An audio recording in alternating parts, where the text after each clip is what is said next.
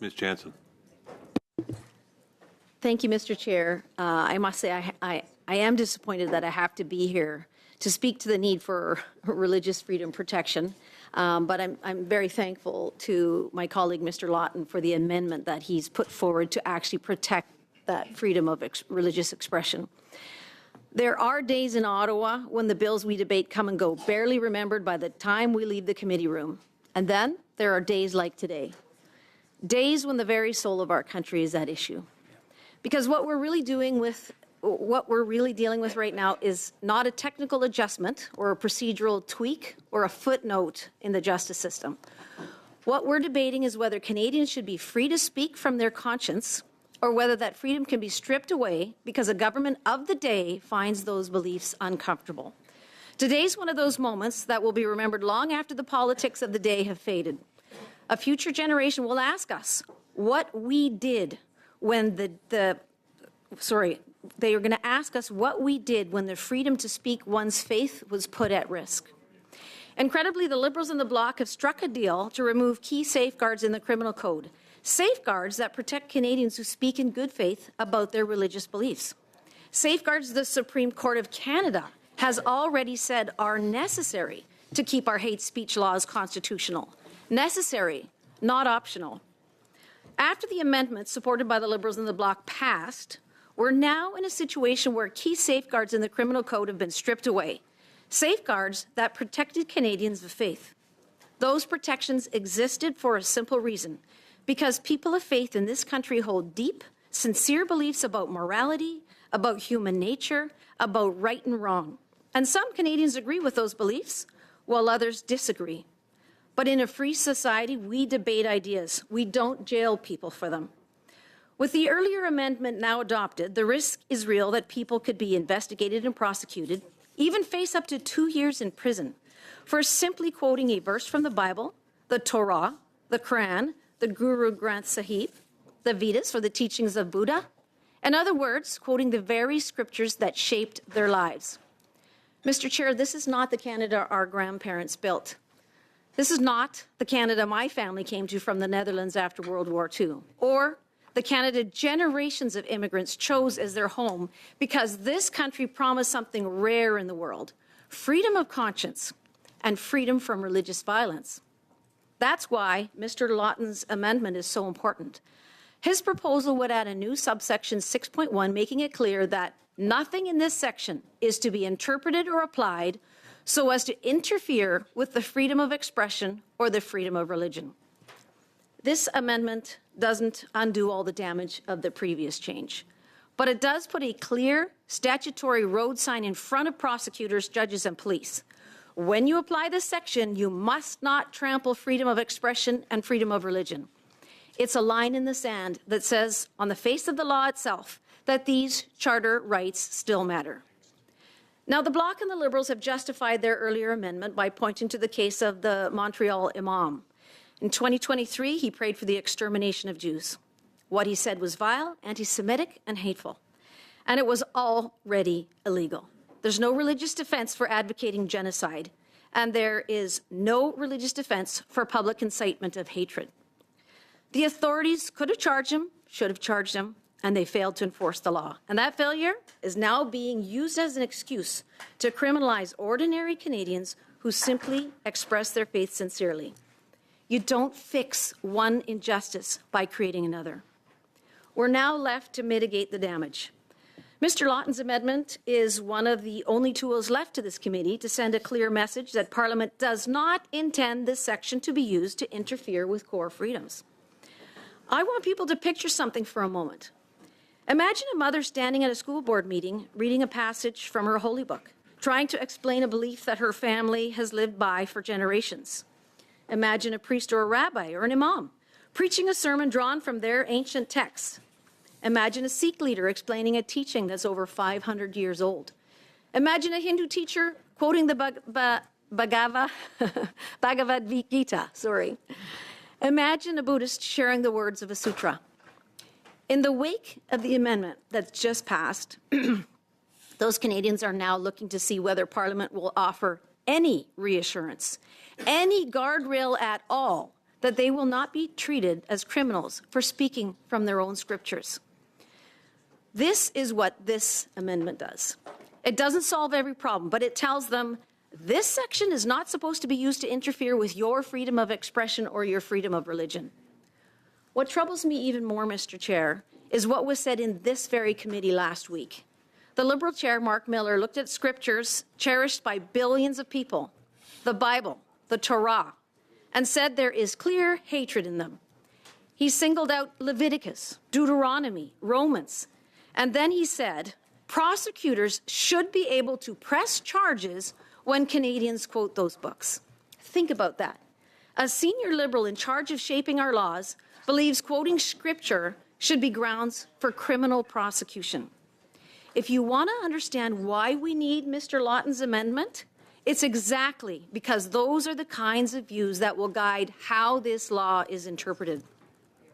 Without some explicit protection, we move toward a country where the government decides which verses from the Bible are acceptable, where the state chooses which teachings of the Quran may be spoken aloud, where prosecutors decide which parts of a sermon are safe and which are hate.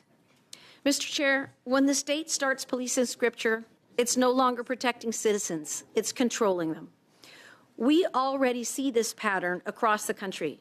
In Ontario and elsewhere, doctors with religious objections to euthanasia have effectively been told, violate your beliefs or leave medicine. In Quebec, the government has already banned many public employees from wearing religious symbols. Now they try to restrict public prayer in parks, revoking accreditation from religious schools, scrub religious symbols from communications. They say it's neutral, but neutrality that bans faith is not neutrality at all. It's state-imposed secularism. There's an old Dutch statesman and thinker named Abraham Kuyper who wrestled with this exact problem more than a century ago. How a diverse society protects freedoms when people don't all believe the same things. Kuyper would tell us something very uncomfortable for modern governments. There's no such thing as neutral regulation of speech. When the state claims neutrality, but quietly decides which beliefs are acceptable to express, it's not neutral at all. It's picking a side. Secularism, for all its polite language, is not an umpire. It's a worldview like any other. And when the state permits every ideology under the sun, political, cultural, even extreme, but suddenly tightens the rules when speech is rooted in faith, the problem isn't religion. The problem is honesty. A society that allows every belief except religious belief to speak freely is not pluralistic. It's selective, and it's pretending otherwise. True pluralism doesn't protect only comfortable speech or carefully edited convictions. It protects speech that's real, lived, sometimes unpopular, speech that actually costs something to say. That's the whole point of freedom of expression. And that's why we should all be cautious, very cautious, about vague hate speech laws that are untethered from objective harm. Because when freedom depends on saying the right things, it isn't freedom anymore. A government confident in a pluralistic society should not fear religious voices. It should trust Canadians enough to hear them and strong enough to govern them without silencing them. Here in this Parliament, instead of resisting that trend to prohibit free speech, the earlier amendment raced to meet it. Mr. Lawton's amendment is, at the very least, a way for this committee to say, we've gone too far, and we need to reaffirm in black and white that freedom of expression and freedom of religion still matters in this section. Let me say with the deepest conviction, when a government declares that faith must retreat behind closed doors, it shackles the soul of its own people.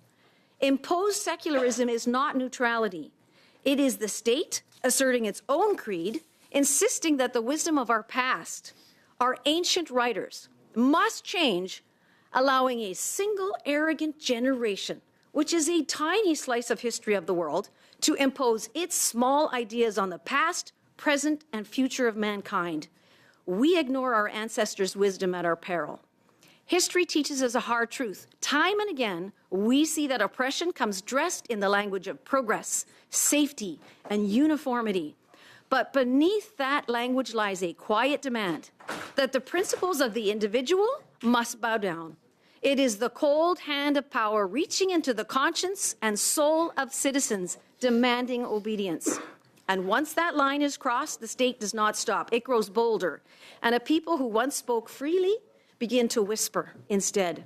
When coercion enters the public square dressed as tolerance, we must speak with courage and clarity. Mr. Chair, witness after witness have told this committee that the good faith religious defense was narrow. It didn't protect extremists.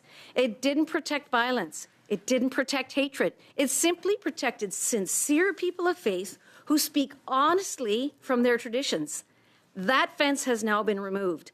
The least we can do is build another safeguard, an interpretive safeguard that tells courts and prosecutors not to use this section to interfere with fundamental freedoms. I want my colleagues to understand this. Freedom of religion is not a niche freedom. It's not a private hobby. It's not something you do only in your home or your place of worship. For millions, it's the framework of their life. It's their moral compass. It's their sacred duty. It's the source of courage, forgiveness, charity, perseverance, hope. This safeguard has existed in law for decades. It's not some Harper-era carve-out. A Liberal-era parliament under Chrétien chose to expand, not shrink, the ability of people of faith to express good faith opinions based on their scriptures. Successive governments, including the current prime ministers, left that safeguard in place for 2 decades. No federal government, Liberal or Conservative, moved to repeal it until now. For the first time, a government is now not just enforcing hate speech laws in case of genuine extremism. It's stripping away the explicit protection for good faith expression rooted in religious texts in the criminal code's hate propaganda provision. This is a major shift.